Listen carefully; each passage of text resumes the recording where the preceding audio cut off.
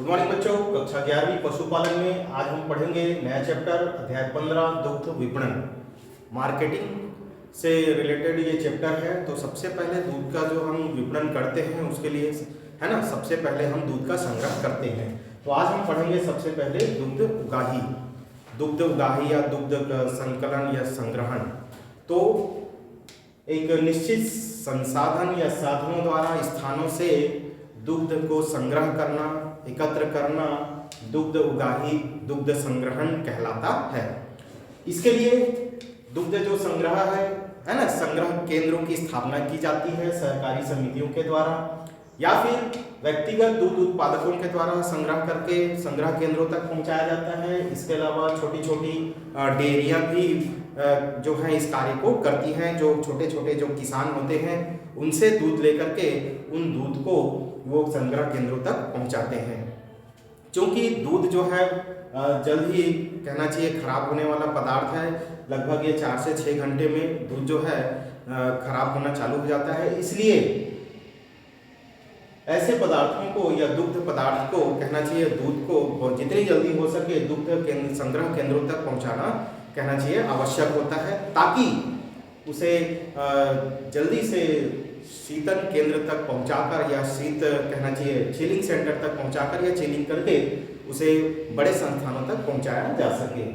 जब इन छोटे छोटे उत्पादकों या किसानों से दूध जो है संग्रह करके संग्रह केंद्र पर लाया जाता है तो कुछ कार्य किए जाते हैं। देखिए बहुत से जो कार्य किए जाते हैं उनमें प्रमुख कार्य क्या क्या होते हैं। सबसे पहले दूध का संग्रहण या संकलन।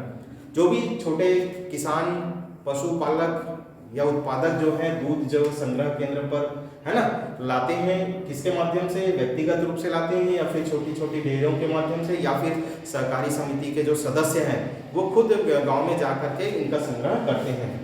लाने के पश्चात सबसे पहले दूध का परीक्षण किया जाता है।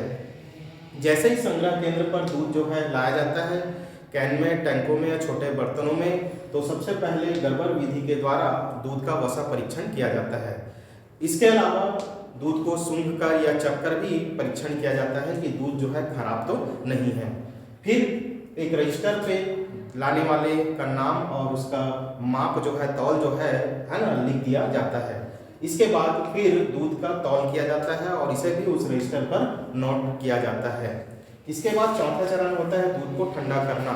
चूंकि दूध जो है मैंने पहले बताया बहुत जल्दी खराब होने वाला पदार्थ है, इसलिए संग्रह केंद्रों पर अगर दुग्ध और शीतल केंद्र की स्थापना है, चिलिंग सेंटर की स्थापना है की गई है तो दूध को सबसे पहले ठंडा करने के लिए भेज दिया जाता है।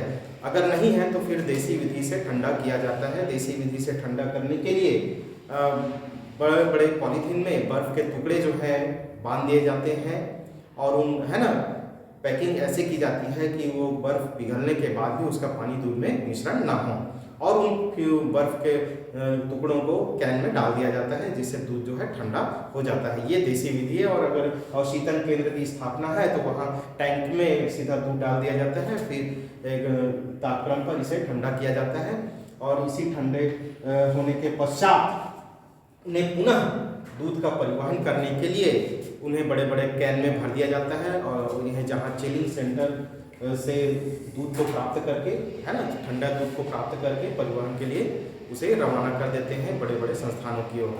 जब दूध जो है संग्रह केंद्रों से है ना परिवहन किया जाता है बड़े बड़े संस्थानों में, तो जो बड़े संस्थान है वहाँ भी जब दूध उतारा जाता है तो कुछ परीक्षण किया जाता है, कार्य किया जाता है। तो कौन कौन से कार्य हैं देखिएगा। सबसे पहले जो भी डेयरी प्लेटफॉर्म है बड़े संस्थानों पर जैसे ही दूध उतरता है सबसे पहले काम होता है कैन उतारना। दूध जो कैन है उन्हें उतारने का कार्य जो है किया जाता है।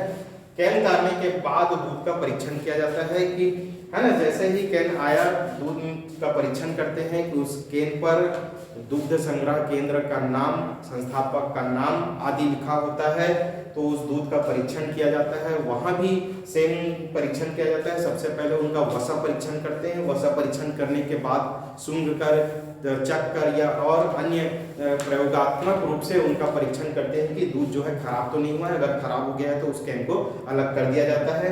फिर परीक्षण करने के पश्चात दूध को उड़ेलना और तौलना है ना जो ऑटोमेट इसके लिए क्या करते हैं, जो भी कैन में दूध है उसे एक ऑटोमेटिक कहना चाहिए वेटिंग जो टैंक होता है उसे, है ना, उसमें इसे उड़ेल दिया जाता है और उसका तौल भी वहीं किया जाता है।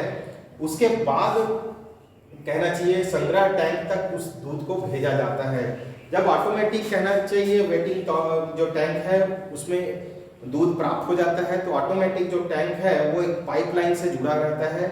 उस पाइपलाइन के माध्यम से दूध को संग्रह टैंक तक भेजा जाता है ना, जहां उसका पाश्चुरीकरण किया जाता है। तो कहने का मतलब है टैंक से पाइप के द्वारा पाश्चुरीकरण विभाग तक कहना चाहिए दूध को सप्लाई किया जाता है। तो बड़े बड़े संस्थानों में सबसे पहले ये कार्य जो है संपादित किए जाते हैं। उसके बाद फिर जब पाश्चुरीकरण किया जाता है तो पाश्चुरीकरण करने के बाद उनका मानकीकृत किया जाता है। मानकीकरण करने के बाद उनकी डिब्बा पैकिंग की जाती है और अगर दूध से कोई उत्पाद बनाना हो तो उसे अन्य विभागों की ओर वैसे ही पाइपलाइन के द्वारा ट्रांसफर किया जाता है। आज के वीडियो में इतना ही। धन्यवाद।